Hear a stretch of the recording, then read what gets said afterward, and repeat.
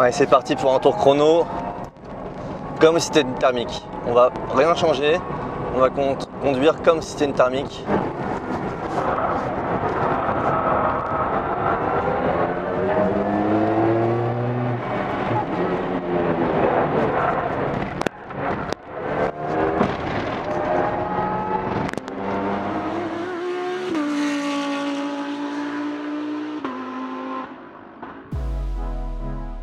Si tu veux soutenir la chaîne et voir de plus gros projets, abonne-toi et rejoins les membres pour accéder à du contenu exclusif. Hello les montis, j'espère que vous allez bien. On se retrouve pour une nouvelle vidéo. On est sur le circuit de Charade et ça me fait très plaisir d'être sur le circuit de Charade pour plusieurs raisons. La première, c'est parce que c'est un circuit qui est magnifique, qui est vraiment dans l'histoire des circuits automobiles français. Il y a eu la F1 sur ce circuit.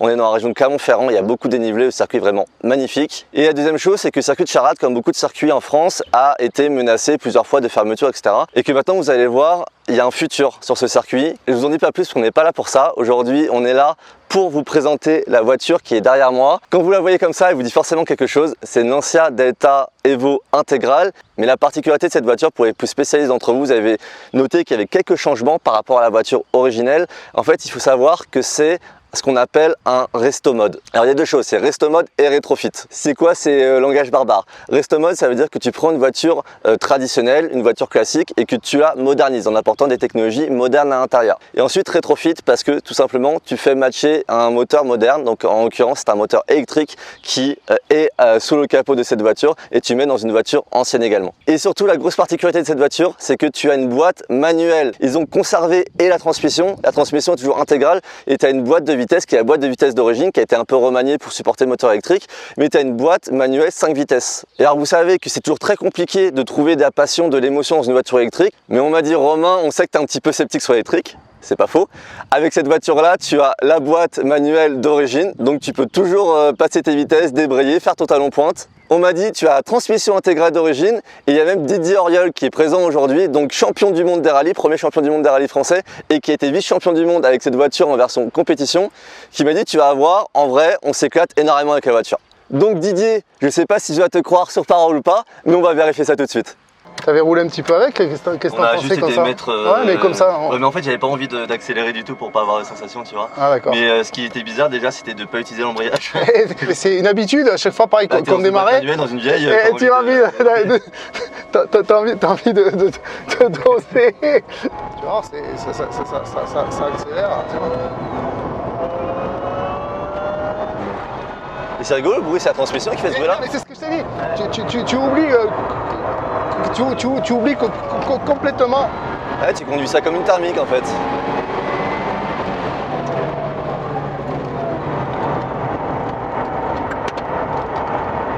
Elle est bien tenue hein. Ah, ouais. Et c'est rigolo parce que les rallymen, vous avez toujours les volants, les mains un peu partout sur le volant. Tu sais, nous sur le circuit, on a plus tendance à être vraiment comme ça et vous, c'est. Mais peut-être que sur le circuit, t'as moins de rayons de braquage aussi. Ouais. Et puis là, ça reste une voiture de série, quoi. Non, mais c'est pas ridicule, hein. Non, c'est étonnant. Parce en vrai, en sensation, j'ai l'impression que c'est plus que 200 chevaux, tu vois. Ah ben, en sensation, t'as vraiment l'impression que ça fait plus de 200 chevaux. Non, dynamiquement, c'est vraiment bien. Pour le coup, dynamiquement, c'est vraiment bien. Et je vois que tu fais effectivement le talon pointe. Gentiment. Ouais, petite dérive à l'entrée. Ouais. On va être sur les vibreurs. Je suis impressionné aussi par l'effet d'intégrale, quoi. C'est vraiment rivé, ça. Putain, on va faire partir, faut y aller, quoi. Donc tu arrives à retrouver ton plaisir du thermique. Est-ce que tu oublies pas le moteur? En vrai si, parce qu'en fait t'as quand même du bruit. Eh ben t'as du bruit. Après tu oublies pas complètement parce qu'un moteur thermique ça chante, mais t'as quand même du bruit, t'as quand même des choses qui se passent quoi, mécaniquement.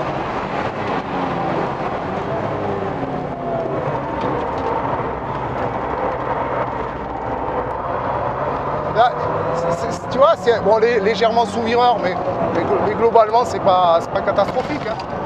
Puis t'as le contour qui monte, hein, si tu regardes. Hein.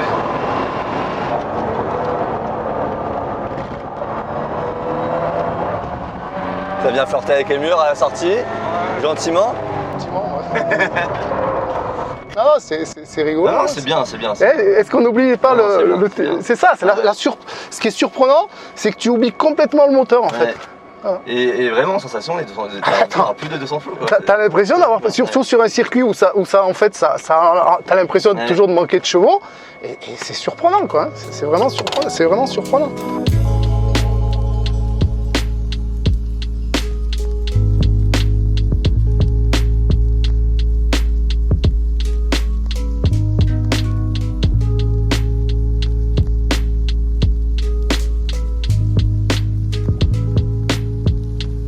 On sort de la session avec Didier Auriol au volant, juste pour rappeler un petit peu le palmarès du monsieur. Premier champion du monde français des rallyes avant l'Aube, avant Ogier. Et vice-champion du monde sur Lancia Delta. Je ne sais pas si c'était avec cette voiture-là ou pas. En tout cas, celle-ci a gagné le rallye de Sanremo. Et en fait, depuis qu'elle a gagné le rallye, il l'a. C'est la sienne, il l'a à lui. Et elle n'a plus jamais roulé. Donc malheureusement, elle n'est pas roulante. Donc on ne pourra pas l'essayer. Mais c'était juste un petit clin d'œil pour vous montrer cette voiture historique. Et puis du coup, on va s'attarder sur celle-ci. Celle-ci, c'est la version rallye. Donc en fait, c'est la version haut de gamme de la production qui va être faite. Donc il va y avoir 11 exemplaires de celle-ci, 36 de celles qu'on a déjà testées pour une production totale de 47 exemplaires. Les 11 rallyes seront de la même couleur, de la même config, et il y a des petites distinctions par rapport à la version traditionnelle entre guillemets. Et donc pour vous contextualiser un petit peu la genèse du projet, d'où est-ce que ça vient? En fait, ça vient de l'impulsion de Guerlain Chicheri, que vous connaissez peut-être, même sûrement sans le savoir. Vous avez forcément vu ces images-là, de la tentative de saut le plus long. C'est un ancien skieur freerider, 4 fois champion du monde de ski freeride quand même, le garçon au début de la discipline, et grand passionné automobile. Et depuis, il a créé sa propre équipe, il fait du rallycross et du Dakar dans sa propre équipe, et il a eu l'idée de faire cette voiture là parce que c'est un passionné de cette voiture simplement. C'est une voiture qui a une place particulière dans son cœur, et pour lui, pour que le sport automobile continue d'exister, ça passe par les énergies renouvelables, donc l'électrique, l'hydrogène, etc. D'où l'idée de prendre cette voiture là qui est une de ses voitures de cœur et de la passer en électrique pour pouvoir rouler sur des circuits comme ça justement. Et alors, il y a un truc à savoir qui est extrêmement important, c'est que c'est une voiture qui est homologuée. Donc quand vous achetez la voiture, c'est une voiture avec laquelle vous avez le droit de rouler sur route. Elle est faite pour ça d'ailleurs, plus que faire du circuit, elle est faite davantage pour la route. Et pour parler tarif, c'est une voiture qui débute à environ 250 000 €. Donc 250 000 €, vous avez la version normale entre guillemets qu'on a essayé tout à l'heure, vous avez la version rallye qui est la version haut de gamme, vous en avez 11 comme ça,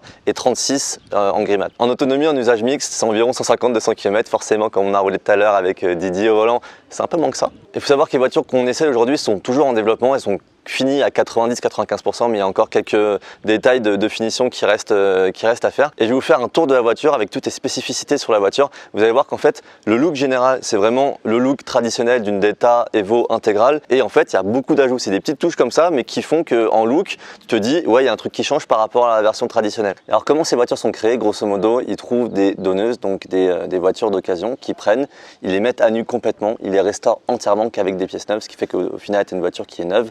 Et là, viennent se greffer de nouveaux éléments. Il y a beaucoup de nouveaux éléments sur cette voiture, notamment le pare-choc avant qui est truffé de moucherons, vu que c'est Didier qui vient de rouler avec la voiture. Et en fait, tout le pare-choc avant, par exemple, c'est une pièce en carbone. Donc celle-là et celle-là, c'est une pièce en carbone. Donc elles sont en train de réfléchir potentiellement pour laisser un peu plus de carbone apparent pour montrer. Mais là, avec tout le pare-choc avant, le spoiler est en carbone. Là, sur le capot, les ouvertures sont en carbone. Ici aussi, c'est en carbone. Donc là, vous avez des petites sorties d'air en carbone. Tout le bas de caisse est également en carbone. Vous allez voir, il y a d'autres pièces comme ça en carbone. Il y en a une qui est très jolie qu'on va voir tout de suite. Donc voilà, la pièce, c'est l'aileron avec sa forme très spécifique. Et ça vient donner vraiment un look sympa à la voiture. Et après, il y a une autre pièce qui est très complexe, je pense, à réaliser. C'est le pare-choc arrière. Et c'est pareil, en fait, c'est une seule pièce. Donc comme le pare-choc avant, vous voyez, en fait, vous avez le diffuseur qui est intégré. Et toute cette pièce-là est en carbone avec le diffuseur directement intégré dedans. Et en termes de look, entre les deux, en fait, c'est vraiment celle-ci ma préférée. Forcément, vous avez vu que ça reprend une célèbre déco d'une marque d'Aqua dont on ne citera pas le nom, mais en full blanche comme ça, avec les jantes traditionnelles, la petite déco qui va bien. Dites-moi en commentaire quelle est votre version préférée. Est-ce que c'est la version rallye en blanche avec la petite déco comme ça, ou si c'est la version gris mat comme on a essayé tout à l'heure. Allez, maintenant on passe à l'intérieur et vous allez voir sur la partie intérieure, on reste vraiment dans le look d'époque, mais il y a un énorme travail sur la finition qui a été fait.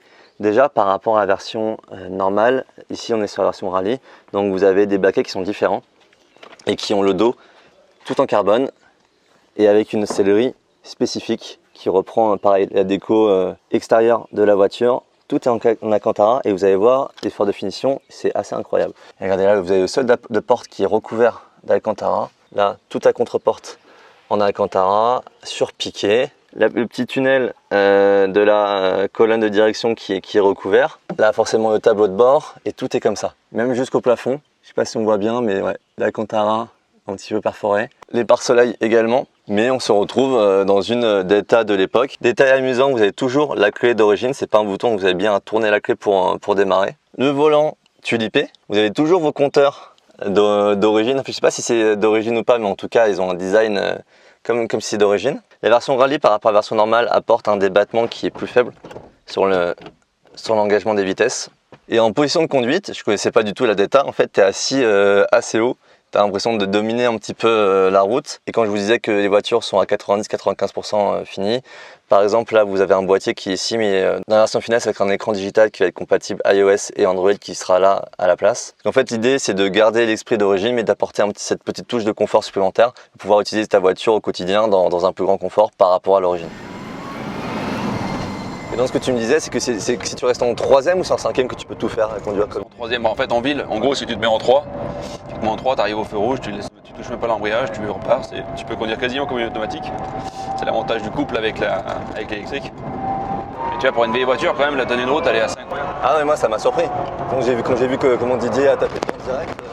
Du coup l'étagement est reproduit sur celle d'origine ou ça se passe comment sur la boîte? Il y aura un mode comme ça. Ouais. Mais là tu es en mode full, c'est-à-dire que tu as du torque de 0 à 8000 direct. C'est pour ça que tu as une impression de puissance parce que par rapport au moteur thermique on avait simplement le torque qui arrivait à 4500-5000, là tu l'as de 0 à 8000 tout de suite, donc et tu vois pour une voiture de série c'est quand même assez incroyable. Hein. Et la voiture a 30 ans, ça 90, ouais, 90, 91, ouais. Et non, écoutez, vraiment tu passes des vitesses dans une électrique et du coup tu retrouves vraiment ta sensation du thermique et ça c'est fou. Ah, c'est ça, tu vois, c'est ce que je t'avais expliqué l'autre jour, c'est vraiment sur quoi on s'est attaché dès le départ. Pour moi ce qui était très important c'était de garder le DNA de la voiture, si tu veux. Le DNA de la voiture c'est l'équilibre, c'est la boîte des vitesses, c'est l'embrayage. C'est ça qui fait que cette voiture, en plus de son look, elle est mythique. Et puis c'est rigolo parce que tu as vraiment l'aiguille du contour qui monte, tu as vraiment du RPM qui monte, tu as vraiment ces sensations de thermique quoi. Tu as tes repères de thermique, c'est ça en fait le truc. Qu'est-ce qu'il faudrait faire un petit shift light aussi Ouais, on va le mettre. En fait le truc c'est que je peux pas comparer avec une Delta normale parce que j'en ai jamais conduite tu vois. Mais c'est vrai que je suis assez épaté par la précision globale de la voiture, tu vois, c'est sain, ça prend pas trop de roulis, ça grippe énormément. Il y a tout qui est neuf, hein. On a tout remonté sur la voiture, toutes les pièces sont neuves, des suspensions actuelles, des freins actuels. Oui, parce qu'en fait le principe c'est, tu prends une voiture d'origine, une donneuse, tu la mets complètement à nu, tu la restaures complètement. Et on l'a remonté de zéro, vraiment de zéro. On a même renforcé, on a des barres stables devant, derrière qui n'avaient pas à l'origine, parce que le châssis avait tendance à se déformer un petit peu. Donc là on a mis des barres stables. Okay.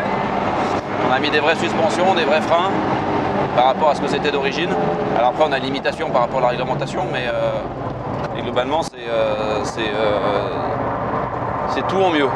Sachant que le couple c'est le même, 350 Newton, mais en fait au lieu de l'avoir sur 2000-2500 tours, on l'a sur de 0 à 8000. Okay.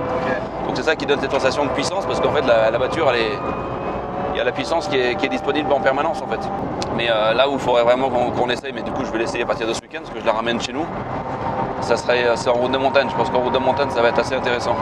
Du coup là elle n'est pas complètement finie, donc 95% finie c'est ça? Ouais, tu me dis reste encore un peu des détails. Ouais, des petits détails, tu vois, des boutons, les conneries, il y a l'écran Alpine, voilà, il y a un bel écran Alpine qui va arriver avec toutes les fonctions de la voiture. À l'extérieur on a essayé de conserver vraiment la lancière, c'est-à-dire qu'on n'a pas touché vraiment aux formes et aux lignes de la lancière, on a juste rajouté quelques petites choses pour faire du fine tuning avec des petites incrustations carbone, avec des jolis bas de caisse, des jolis pare-chocs avant, on a mis un petit béquet sympa et un vrai look.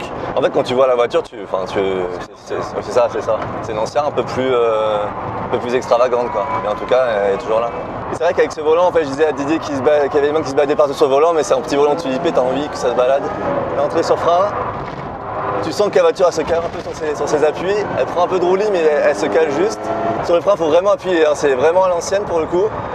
Avec le coup qu'on passe à 3, là on a inscrit. On sent vraiment l'arrière qui commence à glisser, après le système intégral qui reprend la main directement, qui te cale la voiture. Je pense que pour la faire glisser, il faut vraiment l'acheter, mais tu sens que c'était effectivement fait pour faire de la terre dans ces années-là quoi. Mais félicitations, parce qu'effectivement c'est une voiture qui a une âme en fait. C'est vraiment ce qu'on a vraiment voulu faire dès le départ en fait. Bon, en fait, ce qui est hyper complexe, c'est que dans les voitures électriques, tu vois, j'ai roulé Taycan, Audi RS Citroën, Tesla. Et en fait, aujourd'hui, avant, tu pouvais faire la différence entre une Lamborghini, une Ferrari, etc. Aujourd'hui, avec l'électrique, au final, les voitures, elles ont tendance à toutes se ressembler. La même puissance. Tu vois, en fait, c'est le même comportement, la même chose. Le fait d'avoir, et alors, c'est la première fois que je vais dire ça, mais c'est vrai, le fait de retrouver des sensations comme ça dans une électrique, en partant d'une base ancienne, ça fonctionne. C'est-à-dire que tu as vraiment ta sensation, ton comportement de voiture ancienne, si tu veux, mais avec l'électrique, ça fonctionne, quoi. Donc là, c'est vrai que c'est une des premières fois où je me dis, tiens, j'ai de l'émotion dans une électrique, quoi. Bah, ça fait plaisir à entendre. Non, mais c'est vrai, pour le coup, c'est vraiment sincère, t'as d'émotion. Parce que je pense que l'idée de partir d'une ancienne, et même si ça va faire râler beaucoup de monde, bah, ça fait sens parce qu'au final, tu retrouves des émotions qui ne sont pas uniquement celles du moteur. Alors, effectivement, tu n'as pas l'ambiance sonore, etc. Mais tu as le reste des émotions de ta voiture ancienne, quoi. Et puis après, si tu veux, le truc aussi, comme je me suis dit, c'est que, enfin, je me suis dit, ça faisait aussi partie un peu de mes points, c'est que malheureusement, dans les années qui arrivent, les voitures thermiques, on ne pourra plus s'en servir. Il y a plein d'endroits où on ne pourra plus aller, en ville notamment. Et en fait, l'idée, c'était j'adore cette voiture. Cette voiture m'a fait rêver, vraiment. Et ça, ça devient ma voiture de tous les jours. Et l'idée que je peux rouler avec une voiture ancienne, avec une techno aujourd'hui entre guillemets green, et que je puisse encore continuer à m'en servir pour les 10 prochaines années, j'adore cette idée en fait, parce que sinon en gros toutes ces voitures là un jour elles vont devoir rester au garage et on pourra plus rouler avec, quoi. Tu perds le bruit du moteur, c'est sûr, tu vas te dire tu vas pas enlever le moteur sur une 250 GTO, tu vas pas enlever le moteur sur des Mustang, des choses comme ça, parce que c'est le moteur est vraiment mythique, mais là c'est un 2 litres turbo, tu vois, je veux dire, c'est pas non plus un moteur, c'est pas un mythe, c'est pas le V12 Ferrari, quoi, tu vois.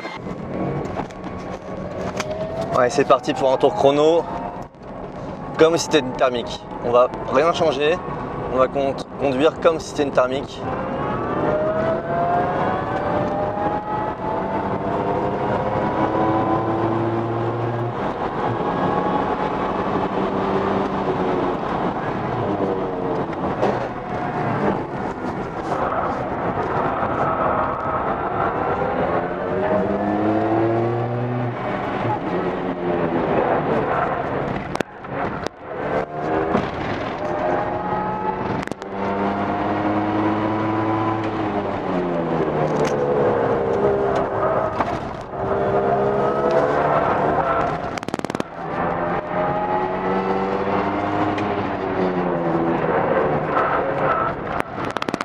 Mais cette voiture, j'ai l'impression d'être un pied de rallye, je te prends, regarde. Tu as fait juste d'arriver sur inscription comme en lui mettant un gros coup sur inscription, ça dérive et après ça raccroche, mais j'adore. 5e vitesse, frein, 3e, et pareil on va essayer de la faire partir un petit peu. Et après ça regrippe tellement.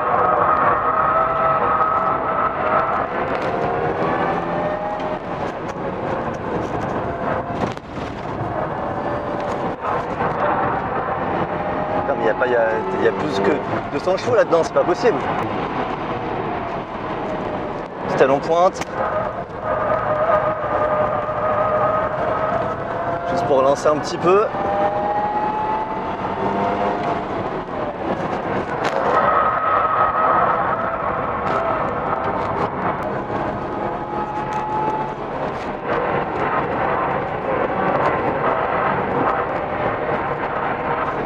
Allez, ça c'est fait, on s'est fait plaisir. Ah, ça c'était vraiment le petit tour bonus, quoi. Le petit tour bonus. Peu de blabla, juste des sensations. Voilà, je voulais terminer cette vidéo dans la version rallye qu'ils nous ont laissé. J'adore. C'est tellement efficace. C'est un jouet. En tout cas, ouais, ça m'a un petit peu réconcilié avec l'électrique, je dois vous l'avouer. Si vous voulez en savoir plus sur cette voiture, je vous invite à aller regarder le site web en description de GCK Exclusive qui construit la voiture. Projet français et une voiture avec une âme. Ouais, je pensais pas dire ça un jour d'une voiture électrique, mais cette voiture a une âme parce que cette voiture déjà est légendaire de base. Donc allez checker le site web en description si vous voulez en savoir plus, si vous voulez commander la voiture, pourquoi pas. N'oubliez pas de mettre ce petit pouce bleu si cette vidéo vous a plu, à vous abonner si ce n'est pas encore fait. Et moi je vous dis à très vite pour de prochaines vidéos. Ciao.